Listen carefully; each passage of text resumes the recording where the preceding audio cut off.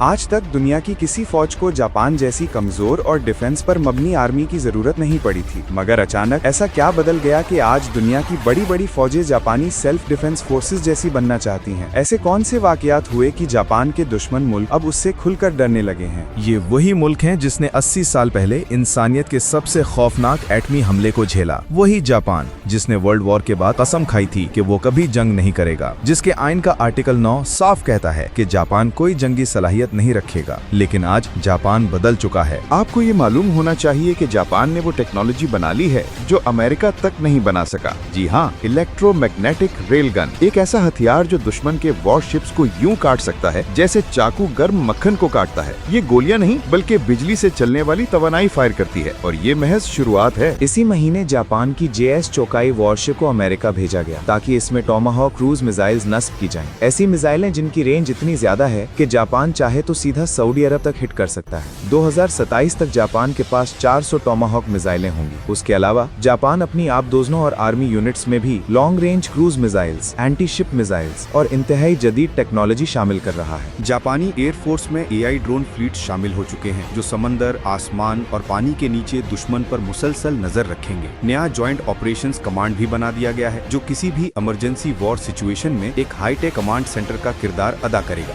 ये सब देखकर एक सवाल लाजमी पैदा होता है, क्या जापान किसी बड़ी जंग की तैयारी कर रहा है? इतना पीसफुल मुल्क आखिर किससे खतरा महसूस कर रहा है? सिर्फ 2025 में जापान ने अपनी डिफेंस के लिए $55 बिलियन रखे और 2026 में ये बजट बढ़कर $60 बिलियन हो जाएगा, जो कई मुल्कों की GDP से ज्यादा है। जापान की ये तब्दीली क्यों? वजह इसका माजी भी है और इसके खतरनाक पड़ोसी भी। हम जानते हैं कि वर्ल्ड वॉर के वक्त जापानी आर्मी इंतहाई जारहाना और जालिम समझी जाती थी। नानजिंग मैसेकर, कामिकाजी हमले, डेथ मार्च, ये सब तारीख की भयानक मिसालें हैं। एटमी हमले के बाद जापान की पूरी सोच बदल गई। उसके इश्तिहारात तक पीस, लव, हार्मनी जैसे अल्फाज दिखाते। ये सब आर्टिकल 9 की वजह से था, जिसमें जापान को कोई फौज रखने या जंग करने की इजाजत ही नहीं। इसीलिए जापान की हिफाजत 100% अमेरिकी फौज करती थी। जापान ने सोचा कि जब अमेरिका हिफाजत कर रहा है तो हम पैसा फौज पर क्यों लगाएं? और वही पैसा जापान ने अपनी टेक्नोलॉजी और सनत पर लगा दिया और दुनिया में इलेक्ट्रॉनिक्स व ऑटोमोबाइल पावर हाउस बन गया। लेकिन 2012 में शिंजो आबे आए और कहानी बदल गई। उन्होंने जापान की सेल्फ डिफेंस फोर्स को मजबूत किया। इंडिया, अमेरिका और ऑस्ट्रेलिया के साथ क्वाड बनाया और आइन में ऐसी तब्दीलियां करवाई कि अब जापान कलेक्टिव सेल्फ डिफेंस भी कर सकता है। यानी अगर जापान का कोई इत्तेहादी जंग में है, जापान हमला कर सकता है। अब जापान इतनी तेजी से मिलिट्री क्यों बढ़ा रहा है? 1. नॉर्थ कोरिया की बदमाशियां,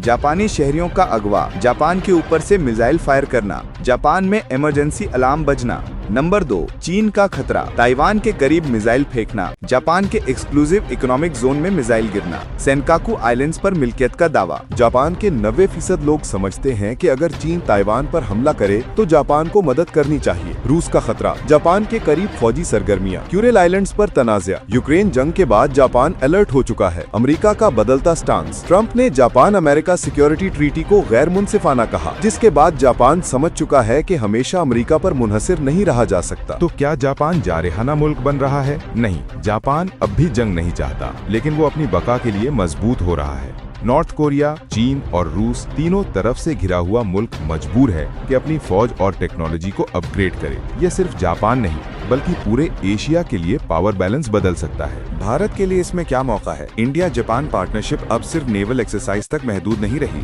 बल्कि AI defence systems, cyber security, semiconductor corridors और एडवांस वेपन टेक शेयरिंग तक फैल चुकी है। यानी जापान की ये मिलिट्री अपग्रेडेशन इंडिया के लिए एक जियो पॉलिटिकल, जियो टेक्नोलॉजिकल और जियो इकोनॉमिक मौका बन सकती है।